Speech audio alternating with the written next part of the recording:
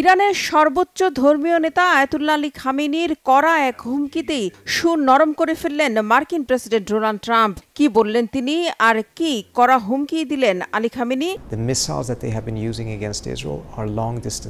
এটা বোঝা গুরুত্বপূর্ণ যে ইরানের রয়েছে বৃহত্তর অস্ত্রাগার। ইসরায়েলের বিরুদ্ধে তারা যে ক্ষেপণাস্ত্রগুলো ব্যবহার করছে তা হলো দূরপাল্লার মিসাইল। তাদের আছে মাঝারি ও স্বল্প দূরত্বের মিসাইলও। তারা ইসরায়েলের বিরুদ্ধে সেগুলি ব্যবহার করেনি, ফলে এখনো প্রচুর পরিমাণে মিসাইল বাকি রয়েছে।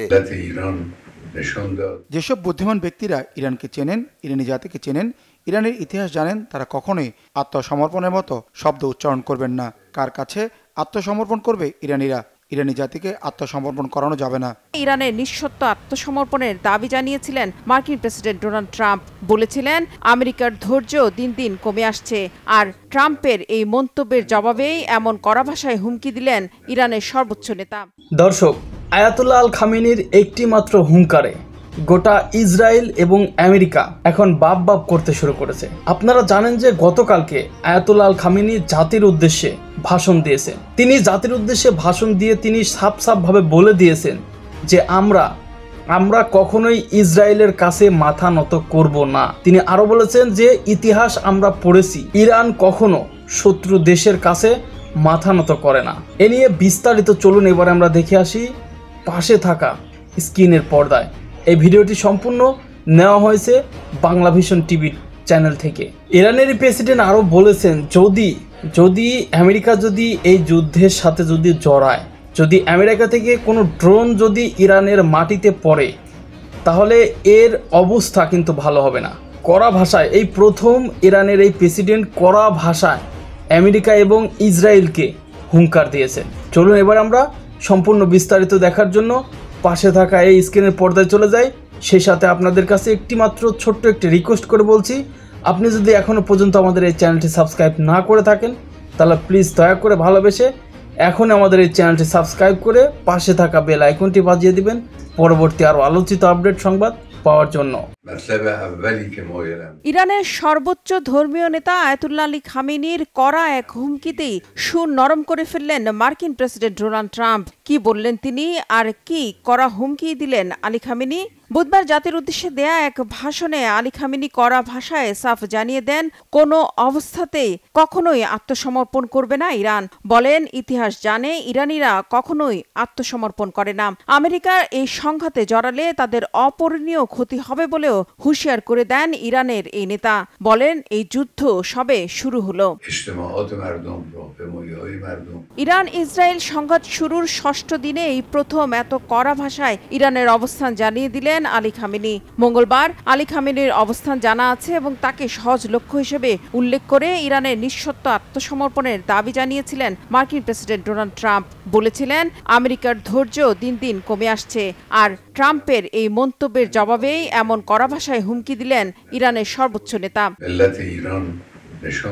যেসব বুদ্ধিমান ব্যক্তিরা ইরানকে চেনেন, ইরানি জাতিকে চেনেন, ইরানের ইতিহাস জানেন, তারা কখনোই আত্মসমর্পণের মতো শব্দ উচ্চারণ করবেন না। কার কাছে আত্মসমর্পণ করবে ইরানিরা? ইরানি জাতিকে আত্মসমর্পণ করানো যাবে না। আমরা কারোর অধীন নই এবং আমরা কোনো ধরনের আত্মসমর্পণ মেনে নেব না। আর খামেনির করা হুঁশিয়ারির কিছুক্ষণ পরে সাংবাদিকদের প্রেসিডেন্ট ট্রাম্প জানান ইরান ইসরায়েল সংঘাতে আমেরিকা জড়াবে কিনা তা এখনও জানেন না তিনি। নিজের মান রক্ষায় বলেন ইরান অনেক সমস্যায় পড়েছে এবং তারা আলোচনার টেবিলে আসতে চায়। ট্রাম্পের এমন মন্তব্যের পরই প্রশ্ন উঠেছে, তাহলে পরমাণু ইস্যুতে ইরান ও যুক্তরাষ্ট্রের মধ্যকার চলা আলোচনার মাঝে বিনা উস্কানিতে কেন ইসরায়েল হামলা চালালো ইরানের উপর? কেন তাতে সমর্থন দিচ্ছে যুক্তরাষ্ট্র? এমন পরিস্থিতিতে আমেরিকা যদি ইরান ইসরায়েল লড়াইয়ে জড়িয়ে পড়ে, তাহলে ভয়াবহ আঞ্চলিক সংঘাত ছড়িয়ে পড়ার পাশাপাশি পরমাণু যুদ্ধের আশঙ্কা করছেন বিশ্লেষকরা।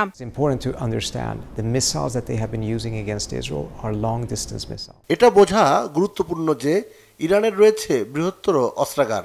ইসরায়েলের বিরুদ্ধে তারা যে ক্ষেপণাস্ত্রগুলো ব্যবহার করছে তা হলো দূরপাল্লার মিসাইল। তাদের আছে মাঝারি ও স্বল্প দূরত্বের মিসাইলও। তারা ইসরায়েলের বিরুদ্ধে সেগুলি ব্যবহার করেনি, ফলে এখনো প্রচুর পরিমাণে মিসাইল বাকি রয়েছে। আমেরিকা চলমান সংঘাতে যোগ দেবে কিনা তা স্পষ্ট না করলেও গেল ৫ দিন ধরে ইউরোপ সহ বিভিন্ন মার্কিন বিমান ঘাঁটি থেকে ৩০টিরও বেশি যুদ্ধবিমান ও বেশ কিছু যুদ্ধজাহাজ সহ বিপুল পরিমাণ সমরাস্ত্র মধ্যপ্রাচ্যে সরিয়ে নিয়েছে যুক্তরাষ্ট্র। এদিকে বুধবার ৬ষ্ঠ দিনের মতো চলছে ইরান ইসরায়েল পাল্টাপাল্টি হামলা আর তীব্র সংঘাত। এদিন ইসরায়েলকে লক্ষ্য করে হাইপারসনিক মিসাইল ফাত্তা-1 ছোড়ার দাবি করেছে ইরান। এছাড়াও এক ঝাঁক ড্রোন ও মিসাইল হামলা চালিয়েছে ইরান। জবাবে ইরানের ২টি সেন্ট্রিফিউজ উৎপাদন কেন্দ্র, অস্ত্র স্থাপনা ও বিমানবন্দর সহ দেশটির ৪০টিরও বেশি স্থানে হামলার দাবি করেছে ইসরায়েল। ইরানের অভ্যন্তরীণ নিরাপত্তা ভবন ধ্বংসেরও দাবি করেছে তারা। একই সাথে বিশ্লেষকরা বলছেন, ইরানের বর্তমান খামেনি প্রশাসনের পতন হলে তার পরিণতিও ভয়াবহ হতে পারে, বিশেষ করে ইরানে যদি গৃহযুদ্ধ বেঁধে যায়, যেমনটা হয়েছে ইরাক ও লিবিয়াতেও। তাই শেষ পর্যন্ত কোন পথে যাবে ইরান ইসরায়েল সংঘাত তা নির্ভর করছে আগামী কয়েকদিন কি ঘটবে তার উপর। আমি আপনাদেরকে একটা তথ্য দিয়ে রাখি। আপনারা আন্তর্জাতিক গণমাধ্যমগুলো BBC, Reuters, New York Times, AFP, AP, তারপর আরো কিছু গণমাধ্যম আছে বা ভারতের যে মিডিয়াগুলা, এই মিডিয়াগুলা প্রকৃত দৃশ্য আপনাদেরকে দেখাচ্ছে না। যদি একটু দেখাই থাকে সেটা হচ্ছে Al Jazeera, Middle East Eye Monitor, তারপর তুরস্কের আনাদোলু এজেন্সি যে গণমাধ্যমটা আছে কিছুটা, তারাও সবটা প্রকাশ করে না। এরপর আছে ইরানের তাসনিম নিউজ। এই গণমাধ্যমগুলো যারা কানেক্টেড আছেন আপনারা কিন্তু মোটামুটি দৃশ্যটা জানা আছে যে ইসরায়েলের যেই পরিমাণ ক্ষয়ক্ষতি ইরান গত ৫ দিনে করছে, আন্তর্জাতিক গণমাধ্যমগুলো এর ১০ ভাগ মাত্র প্রকাশ করছে।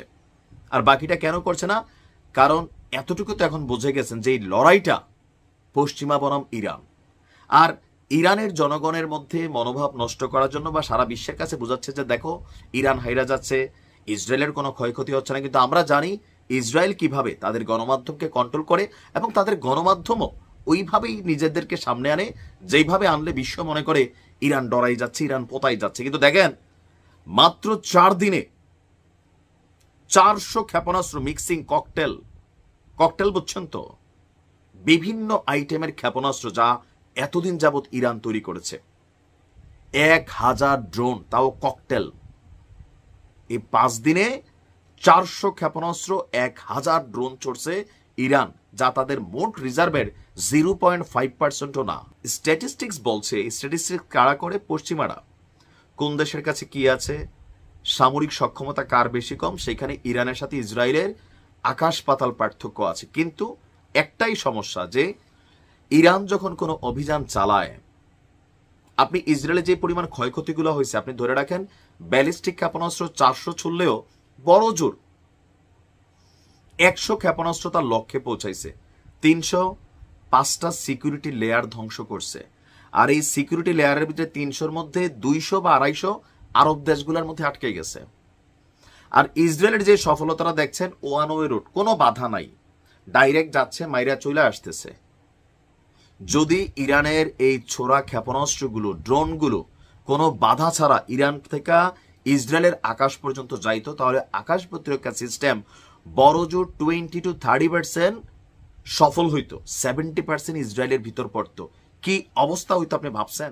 প্রিয় দর্শক বন্ধুরা, আপনাদেরকে অসংখ্য ধন্যবাদ এতক্ষণ পর্যন্ত গুরুত্ব সহকারে, মনোযোগ সহকারে এই ভিডিওটি দেখার জন্য। পরিশেষে আপনাদের কাছে একটি মাত্র অনুরোধ করে বলছি, এই ভিডিও সম্পর্কে আপনার যদি কোনো মতামত থাকে তাহলে অবশ্যই এই ভিডিওর কমেন্ট বক্সে জানাবেন। এবং একটি মাত্র রিকোয়েস্ট করে বলতেছি, আপনারা যদি এখনও পর্যন্ত আমাদের এই চ্যানেলটি সাবস্ক্রাইব না করে থাকেন তাহলে প্লিজ দয়া করে ভালোবেসে এখন আমাদের এই চ্যানেলটি সাবস্ক্রাইব করে পাশে থাকা বেল আইকনটি বাজিয়ে দিবেন পরবর্তী আরও আলোচিত আপডেট সংবাদ পাওয়ার জন্য। তো দর্শক বন্ধুরা, আজকের মতো এখানেই বিদায় নিচ্ছি। আপনার এবং আপনার পরিবারের সুস্বাস্থ্য কামনা করে আজকের মতো এখানেই চলে যাচ্ছি। সবাই ভালো থাকবেন, সুস্থ থাকবেন। আল্লাহ হাফেজ।